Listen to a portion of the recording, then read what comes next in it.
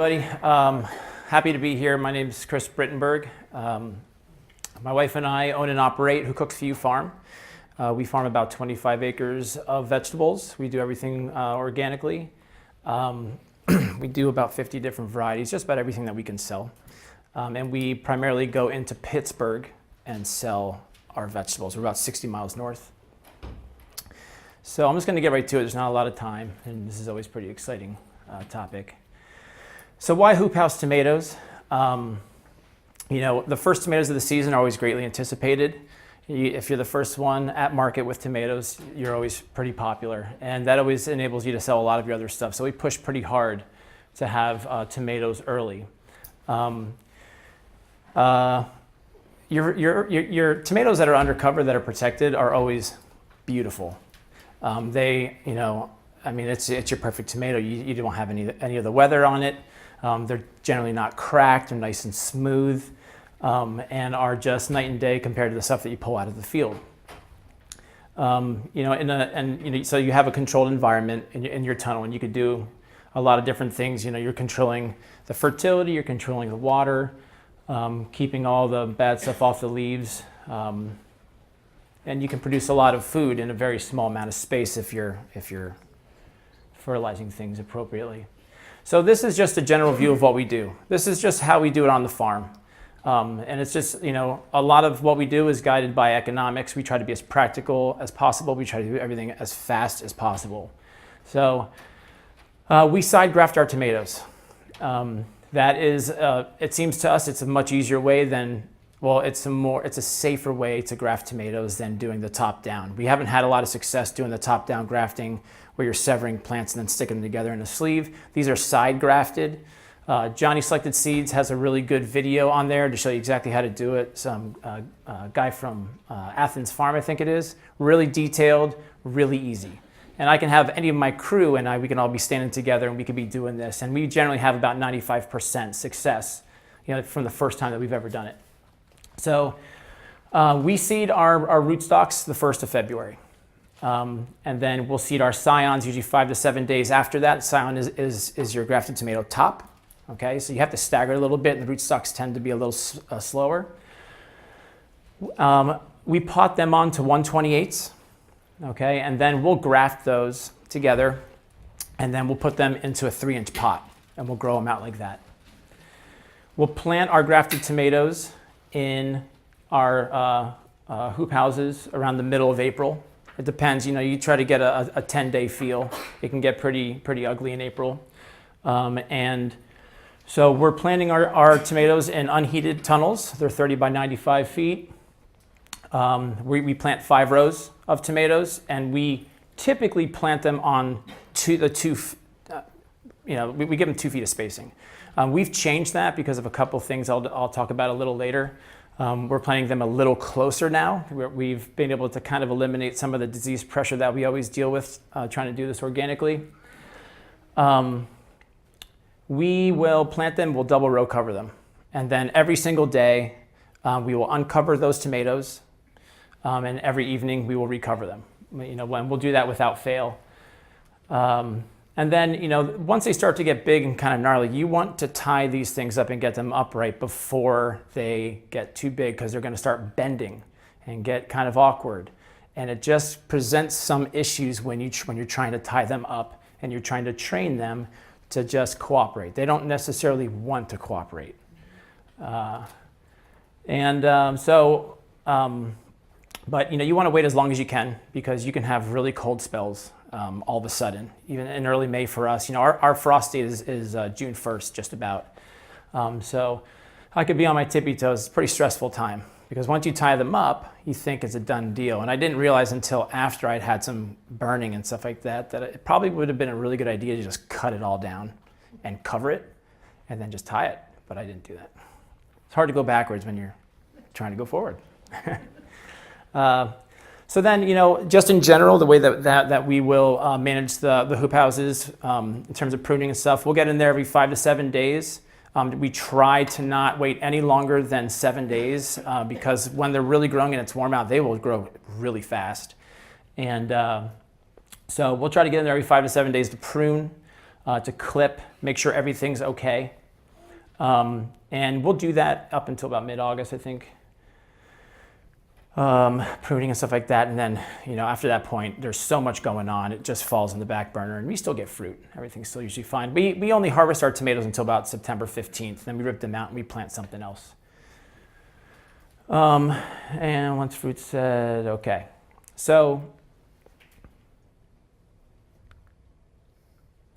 yeah, so that's what it looks like for us. Right here was the scion root was right here. And this is the root stock. That's just what it looks like. Right there's the union. And you have them together at the same time. You do cut this off right away, and you have a clip right here. You kind of put them together. It keeps them alive. If they're stressed out or if something's up, or if you don't have the perfect sort of like humidity chamber for these things. Like everything on my farm is just kind of like, I don't know, I just pick things off the floor and put it together. I don't know. But I'm always trying to do something sort of decent. And these things, you put a lot of investment in here, and so you want whatever you're doing to work. But it's always kind of makeshifty, unfortunately, for us. So we usually have, like a curtain over a table, and we put everything under there, and we mist them. We try to keep the humidity high, but it's not a perfect situation. It could be much tighter, much more professional. I should work on that. So this is, I don't even know how, maybe second week in July, maybe first week. There's some heirloomies. So we're pruning leaves and stuff like that. As the fruit sets and it's big, we'll prune those leaves pretty much as soon as possible, just to continue to get as much airflow in there, because we struggle with leaf mold pretty seriously. So this is a picture of one of our tunnels. It's one of our oldest tunnels. And this is kind of, you really have to be on top of pruning, because if I remember correctly, that was the next day. And so you got to really be on your tippy toes here, okay?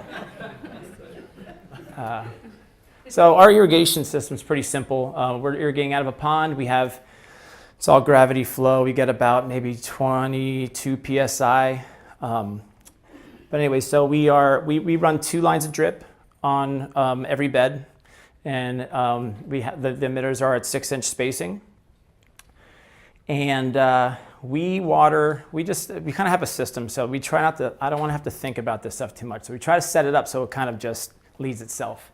So we do 3 days a week, we'll water, we'll fertigate twice. And we might water a little longer in July and August, but usually it's about 2 hours each.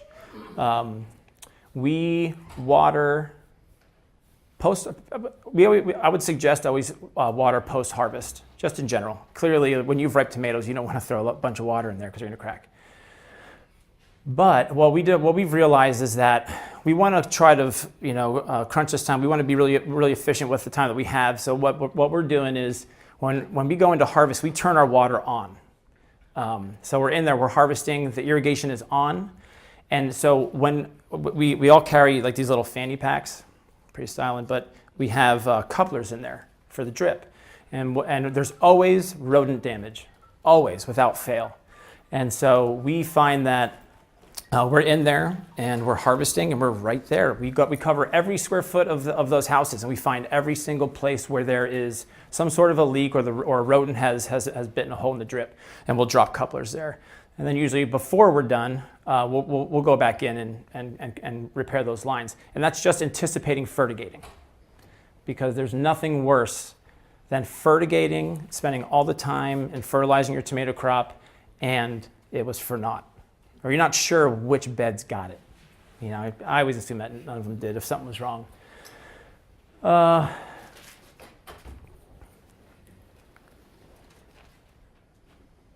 Yeah, and that's true. That's how I feel. That's actually a picture of me in August. That's how I feel. I feel like I'm 5 years old and I'm upset. That's my son, by the way. Okay, so fertility. Tomatoes like to eat. So when we're preparing our beds, we do pre-plant dry fertilizer. We'll throw in. There it's Super K, or we'll do Revita 545, usually regardless of what the soil test is telling me. And that's going to make some people cringe, but that's what I do. And we usually make some sort of a blend of like Epsom salts, azomite, aragonite, some sort of potassium boron pack as needed. And then we'll throw in 1 to 2 inches of compost annually. Not necessarily just at that time, but we try to get that in there at some point before the tomatoes are in there. And then post-plant, so we'll incorporate all that stuff, and then post-plant, we inoculate with something called SC27. And it's like it's a bunch of bacteria and fungi and stuff, and it's been shown to deal with early blight. There's been good results in like almost eliminating the onset of early blight with this stuff. So we throw that through the drip lines, and then we'll fish fertigate right away. As soon as they're planted, we'll start giving them a little bit of fish. And then we'll add potassium. Usually after the second week that we have them in, the blossoms are usually there. They may be open. And I know everybody's always saying just give them the potassium right away. But we hold off a little bit, and I could probably be swayed to go the other way. And then as the plants start to grow, clearly their needs are increasing. We start to feed them more and more fish. We do tissue tests, and we try to do 3. That usually happens that I definitely do 1. Definitely do at least 1. It doesn't always line up so well, unfortunately. I really wish I was on top of that. So being on top of drip tape and plugged emitters will ensure that your fertilizer and what you're doing when you're fertigating is going to be equally distributed, and you can have confidence in what you're seeing. So what we have found is that at the end of the season, if you cut your drip tape, when you're rolling it up, we would cut the end so that you're getting all the air out, and out would come this pudding. And it's the grossest stuff you've ever smelled, but it's pudding, definitely pudding. And but what I was thinking is, like, if that's in the line, there has to be more stuff in there. And so what we started to do was we would, after every week, we would flush our drip lines every single time. Because as I was looking through, I'd see some beds that were struggling and stuff. I'm thinking, I wonder if they're just plugged emitters right there. That tomato plant doesn't look so great. And I want to know for sure as much as I can. When you're making decisions on how to treat a problem, you kind of want all the information to be as accurate as possible. You can't just say, yeah, I'm fertigating, and then you find out that your one line is plugged up with a little piece of plastic at the point where it comes from the header line into your drip, and it hasn't been getting as much PSI as all your other beds. It can be something so little as that can really dramatically change what you have going on in your bed there in terms of production. So it's worth it to just triple, double check, So what we're going to try to do this year is, once we turn on our irrigation, we're going to go there. We're going to have like a valve on the end that we can just open up, and we're going to just make sure that, number one, the pressure's good and the line's clear. Just every time before we do it, we're just going to do that. And it just seems like it'd be a good idea to do it. Chris? Yes. First of all, let's go back to where you were planting the plants. What's on the bottom of your greenhouse? And that covers the whole greenhouse floor. Yeah, landscape fabric. Landscape fabric. Yeah. Permanently put that. No. Oh, no. We try to sterilize it and stuff. I don't know. Okay. So you put it down before you plant the tomatoes? Yes. Okay. And then what's fish? Oh, okay, fish. So we use, thanks, hydrolyzed fish. It's basically all different species of fish. We get ours from Schaefer's. They basically have an enzyme concoction that completely disintegrates whole fish. If they're just using like a little piece of the gill for some sort of magic medicine, and they have all this other fish, instead of just chucking it, they throw it into a barrel with these enzymes, and they make some cool fertilizer. And that's what we use. It looks good. It looks like you'd want to drink it. It looks like the nicest chocolate milk you've ever seen. So for our harvest, we expect about 4,500 pounds per 30 by 95 foot house. That's been pretty reliable for us. We've been planting in the same tunnels without a break for about 5 years. Without a break, we've been growing them longer than that, but usually about 4,500 pounds is good. Sellable fruit, that should be doable, depending on the varieties that you're growing. Whenever you're doing heirlooms or like a softer tomato, you're always going to harvest a little under I get a lot of word from some of the old timers that are telling me to like harvest more and more under, but I find that it actually does influence the flavor pretty seriously. So I like I like to see a decent amount of color, and then I'll take them off when they're just a bit green. If you're trying to calculate, you're trying to stay on top of your numbers, you don't have time to sit there and weigh every single tray. We just, pack them into 10-pound boxes or something like that, or we have bread flats that we take to market. We just get a general number about how much on the low end each tray weighs, and we just count trays and just write down the number. So this is just a quick way to do it, just to make sure that you're, staying on top of your numbers. When you're harvesting heirlooms, and you probably all know this since you're all doing this as well, but heirlooms are soft, and they're on this stem, and the stem, they're not designed to be easy to pick at all. When you go in there and you're trying to get this tomato off, lots of times a chunk of it rips off, or as you're rolling it, you stab it with another stem you just pulled the tomato off of or something like that. So what we do is we'll go through with wire cutters or scissors, and just take them off, and we'll roll off that little green stem on the top with our thumb. And then you put them upside down, store them that way. And you should sterilize your utensils, of course, you all do that. And then, but what we found is, so we started to trial some of these hybrid heirloom marriages coming out of, wherever they're coming out of, but Johnny sells them. Marnero is one, and I'm spacing the yellow one. Margold. Yeah, these tomatoes are kind of like too good to be true in a way, because when you're harvesting these guys, they just come right off. You don't need any scissors. They're like harvesting red tomatoes, but the Marnero is like a black heirloom style. The flavor's there, the look is there. It is perfect. It's tempered, it's habit. It doesn't grow nuts like heirlooms can, where you have like 80 blossoms from one cluster. You're like, what are you doing? I mean, that's how heirlooms are.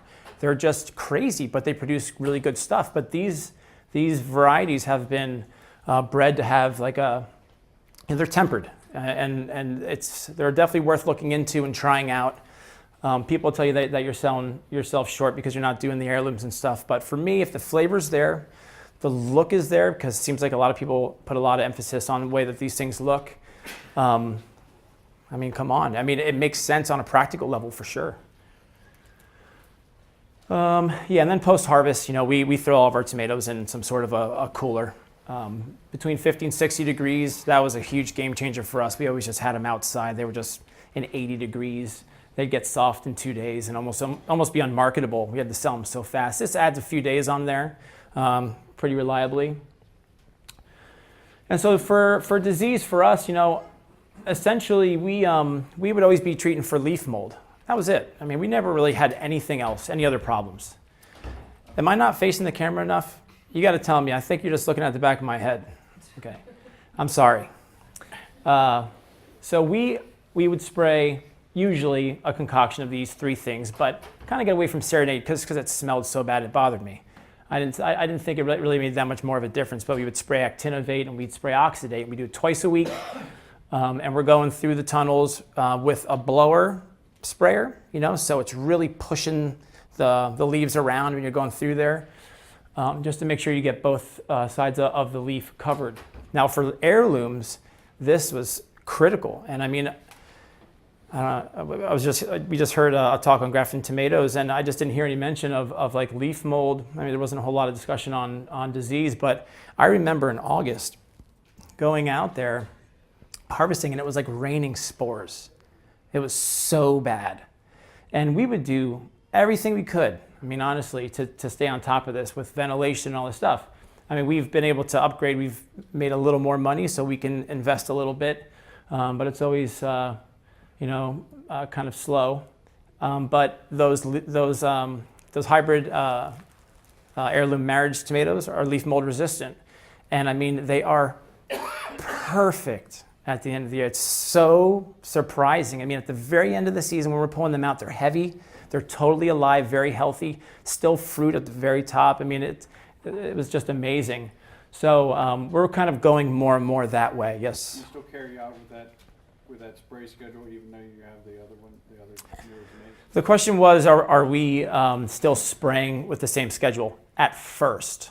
But as we were seeing, it didn't seem like it was all that necessary. We're basically only treating it if there's if there's like a situation. If we bring in something from the field by accident or something like that. So you have to be, Chris. yes, So you I'm sorry. just do that one planting then? So you just have the same tomato plants for the whole season? Yes. Okay. Yes. The question was, do we just do that one planting? And yeah, we just plant one time. And that seems to be a good use of all that space. We thought about staggering it, but it didn't really make a whole lot of sense to us. You know, just get them in, get all the tomatoes, and then try to fertilize and try to take care of those tomatoes so they're being extremely vigorous as long as you possibly can. Okay, so cross-contamination is pretty serious. I mean, we're terrible at this. I'm not cleaning my shoes. I'm not dunking anything. I should make it mandatory that my farmhands shower way more than they do.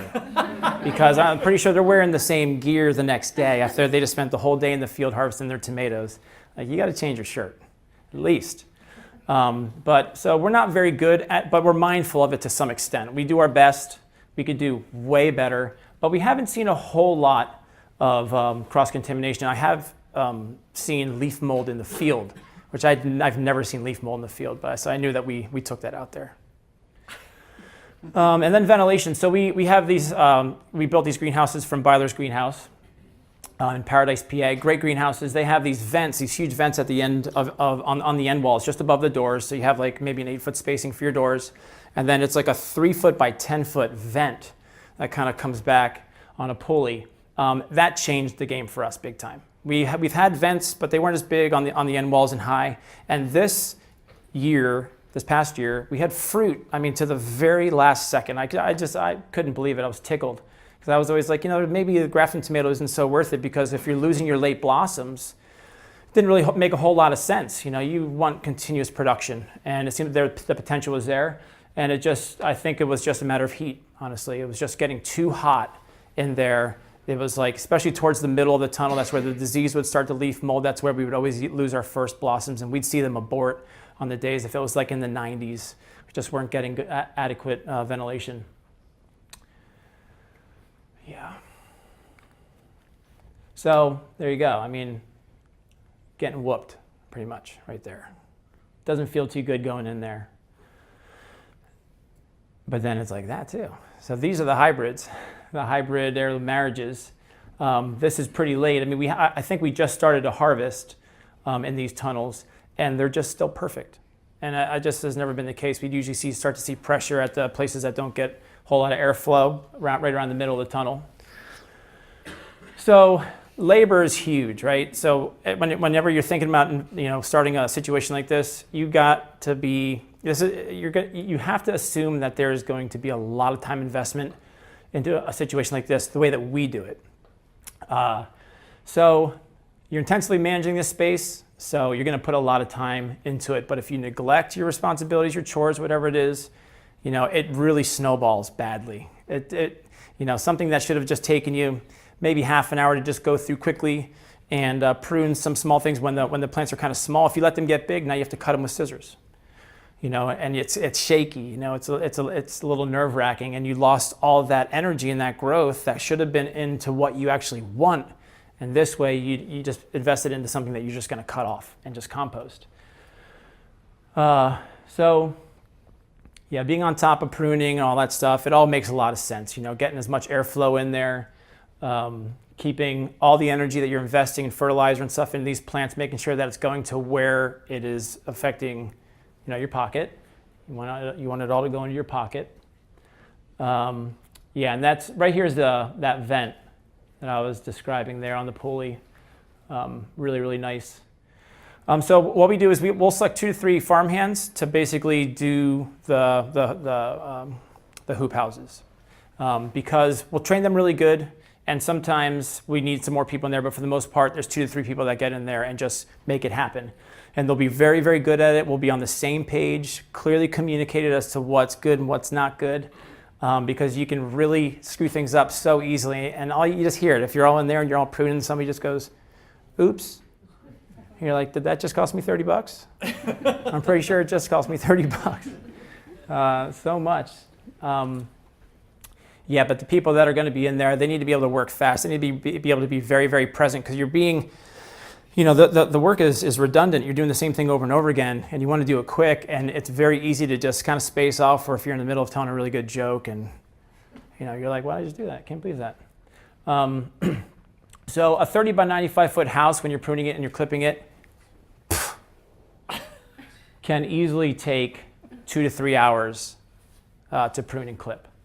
I'm going to start flying through here, make sure I get everything. With fertigation, we try to keep somebody around. They might be there pruning, they might be doing whatever it is, but just in case a line blows, if somebody's walking out of a tunnel and they trip over the header line, it's like, oh, are you okay? And I'm like looking at the header line, like, is the header line all right? Because it's been so many times where you might just step on a valve or something like that, and then somebody turns on the irrigation, the fertigation, they leave, come back 2 hours later, and there's a pond. And it was all for naught, all the fertigation and everything.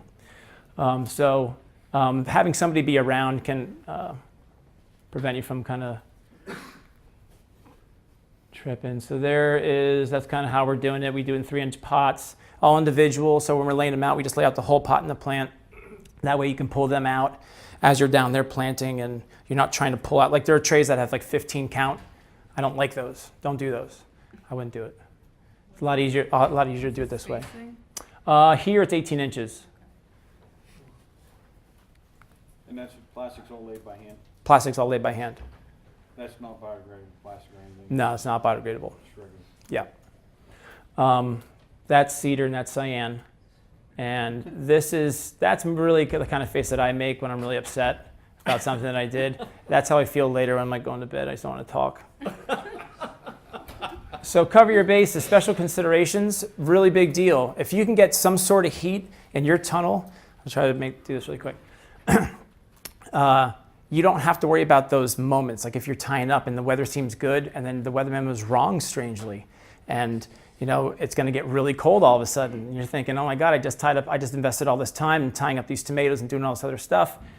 If you have just something to get some heat in there, just a little bit, you wouldn't have dealt with situations that I've dealt with where the half the house is burned pretty bad. Like if it's a cool day and then it's going to get below freezing at night, your tomato plants are going to burn if they're not covered. It has happened that it's been warm during the day, sunny, and then it got cool at night, even down to 27 degrees, and our plants did not burn at all. I didn't sleep that night. Like they'll recover, but they kind of don't. They're upset. So when you plant your transplants, you want to put them in the ground. Like if it's a 3-inch block, okay, you want to give them about an inch hanging out of the soil. Okay, so you're going to put them in about 2 inches, leave them hanging out an inch. The reason for that is because of the scions rooting. They want to do their own thing. They don't like the rootstock. They don't like the deal that you've made for them. They want to get off. If they touch the ground at all, just a little bit, they will start to root. And then you basically forego all the benefits that you wanted to get out of your rootstocks. And it happens really, really fast. So when we're pruning, it starts like this. It's 2, you start from the top, you don't start from the bottom. Don't start pruning from the bottom because you're going to screw up. You start from the top, you count 1, 2 strong leaders, a third as a backup. You do everything else, and every time you go all the way down, always check the base, at least for the first 3 weeks. Check the base. Make sure that scion is not rooting. And sometimes it's hard to tell, but the more practice you get at looking at it, you'll be able to see if those things are rooted. Because sometimes it's like, oh, it's not rooted, and then I'll go back and look, and it's totally rooted. Totally rooted. They want to fool you. So the whole point of that, though, is keeping the dirt away from the union so they don't root. And then the last thing, pretty good. I already did that. I think that might be it. Okay, so plant something alongside your tomatoes. What we do here is for our tomatoes, we'll plant escarole, head lettuce, parsley, whatever it is. We'll cram it in there, and then we'll bring it all down, and then we'll move on. Plant something else, kale or whatever. That's in the fall? Yes. Thank you, folks. Okay, questions?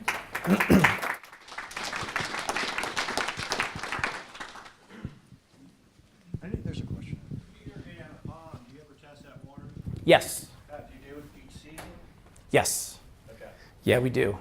Well, we have to, that's food safety, that's FSMA, right? We gotta do that. Yeah, and Everybody does that's that. been really interesting because it's a little alkaline. Yes, sir. You said about your scions rooting. Do you ever have any trouble with your grafted rootstock sending up suckers that you? You know, not really. We use Estamino as our rootstock, and if you heard the other talk, they're saying that one is a little less vigorous, and maybe that's why. But we haven't seen any difference in yield going from Maxifort to Estamino. It seems like it's just a much more tempered rootstock. Yes, sir. What zone are you? 5A. Yes. I hear you said that you grow tomatoes 5 years in a row in your, Yeah, there's really no rotation as of yet. and you're certified organic? We are not. We're certified naturally grown, but we're not certified organic. Yes, sir. How do you feel about the fish emulsion? The fish emulsion that we've used was Organic Gem, and when I talked to them about the analysis, it's like 4.3 or something. They're like, yeah, no, that's as a percent of the weight of the barrel undiluted. Right. And I'm wondering, for micronutrients, it's definitely great, and I've seen good results with it.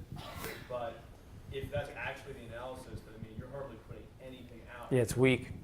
We've used Organic Gem, and we've gone to Schaefer's. What I see is that what we're doing, at least the amount that we're doing it, maybe the frequency by which we're doing it, seems to be sufficient.